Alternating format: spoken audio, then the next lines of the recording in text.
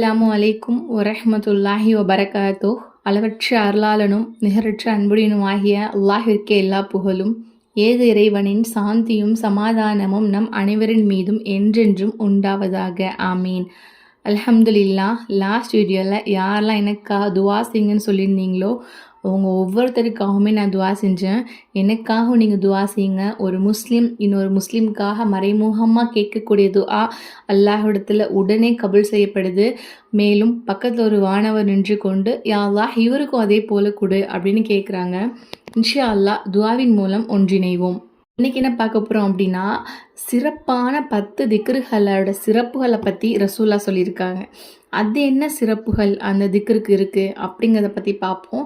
இன்ஷா அல்லாஹ் ஒரு நாள் பொழுத இந்த திக்ரு ஓதாமல் கழிச்சிடாதீங்க. ஏன்னா அந்த அளவுக்கு சிறப்பு வாய்ந்த இந்த 10 திக்ருமே அவ்வளோ சிறப்பு வாய்ந்த திக்ரு. இன்ஷா அல்லாஹ் தொழுது முடிச்சுட்டு இந்த 10 திக்ருகளையுமே 3 முறை ஓதி முடிச்சுட்டு அல்லாஹ்விடத்தில் துவா செய்யுங்க. அல்லாஹ் நம்மளுடைய ஹலாலான ஹாஜத்துக்களை உடனே நிறைவேற்றி தருவான் இன்ஷா அல்லாஹ்.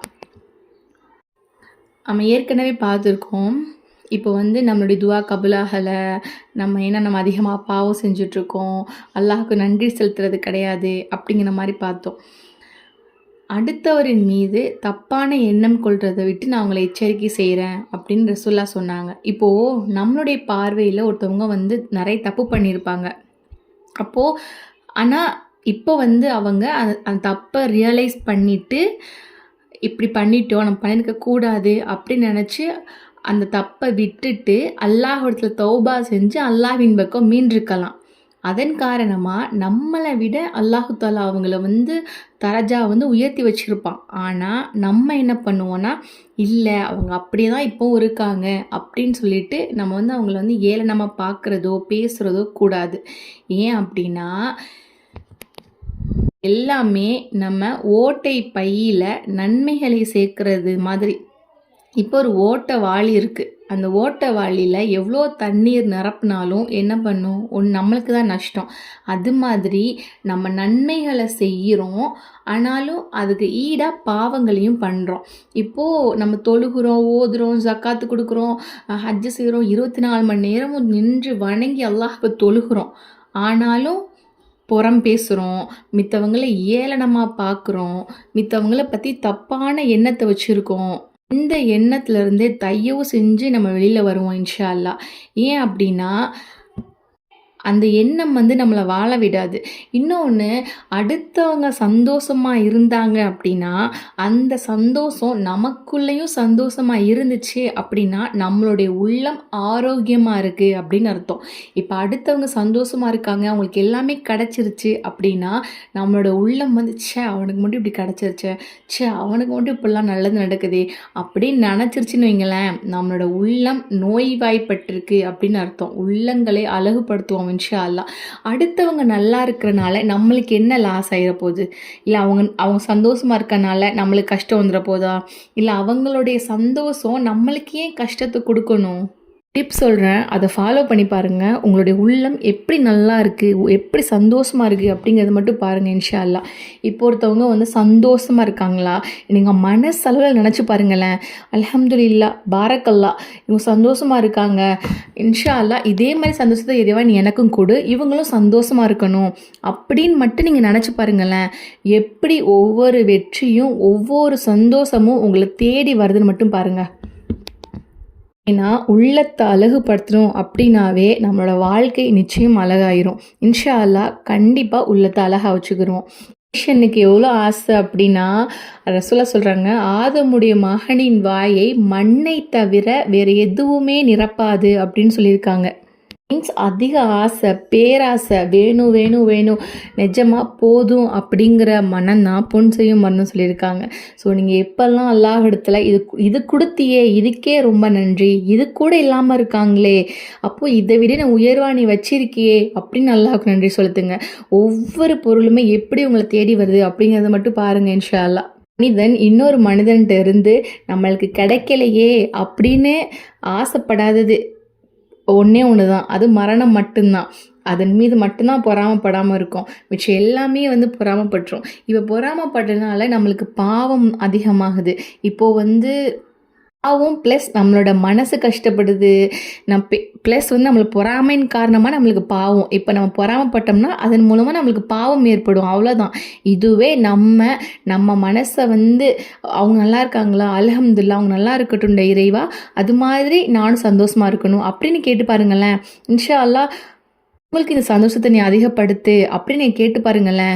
எப்படி அல்லாஹு தாலா உங்களுக்கு உங்களுடைய வாழ்க்கையில் வெற்றியை தந்துக்கிட்டே இருக்கான், சந்தோஷத்தை தந்துக்கிட்டே இருக்கான் அப்படிங்கிறத மட்டும் பாருங்கள் இன்ஷா அல்லாஹ்.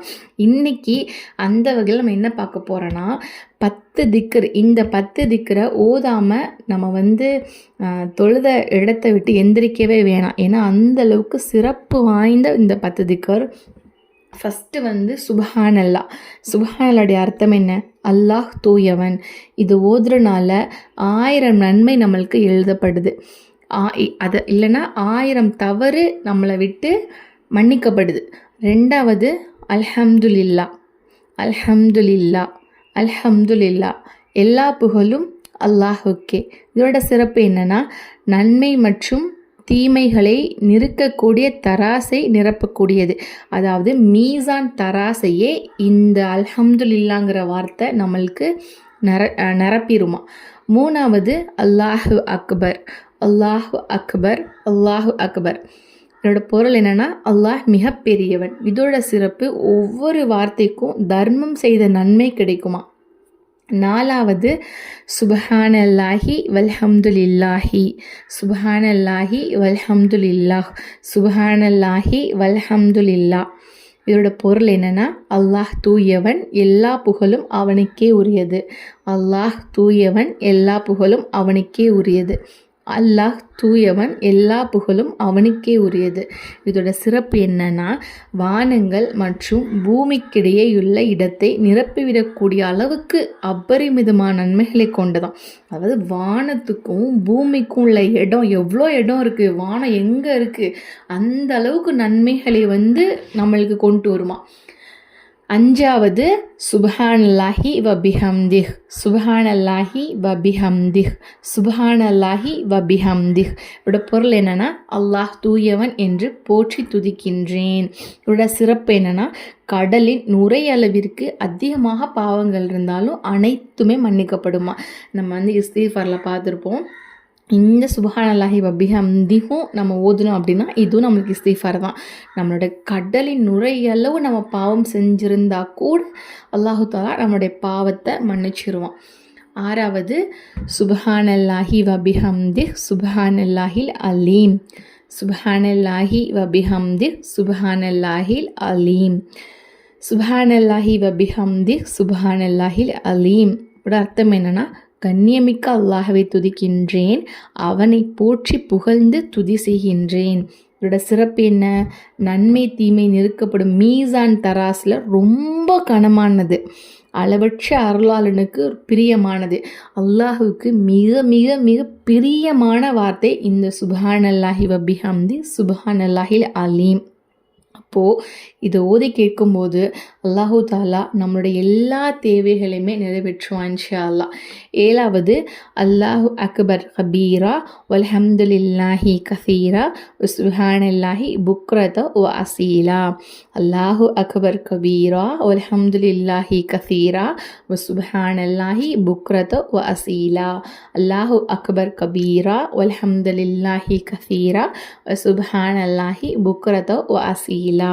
இதோட பொருள் என்ன அப்படின்னா அல்லாஹ் மிக பெரியவன் என்று பெருமைப்படுத்துகிறேன், எல்லா புகழும் அல்லாஹுக்கே உரியது என்று அதிகமாக போற்றுகிறேன்.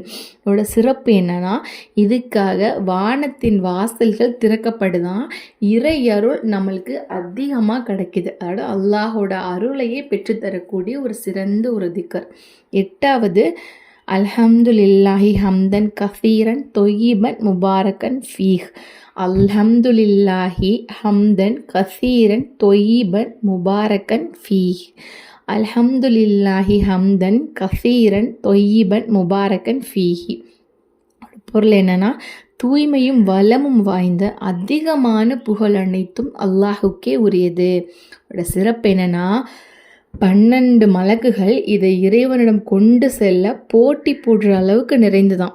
அதாவது 12 மலக்குமார்கள் நின்று கொண்டு, நான் தான் இதை எடுத்துகிட்டு போவேன் அல்லாஹ் கிட்ட, இந்த சிறப்பான ஒரு வார்த்தையை நான் தான் எடுத்துக்கிட்டு போவேன் அல்லாஹ் கிட்ட அப்படின்ட்டு மலக்குமார்களே வந்து போட்டி போடுற அளவுக்கு நன்மை நிறைந்த ஒரு வார்த்தை இந்த வார்த்தை.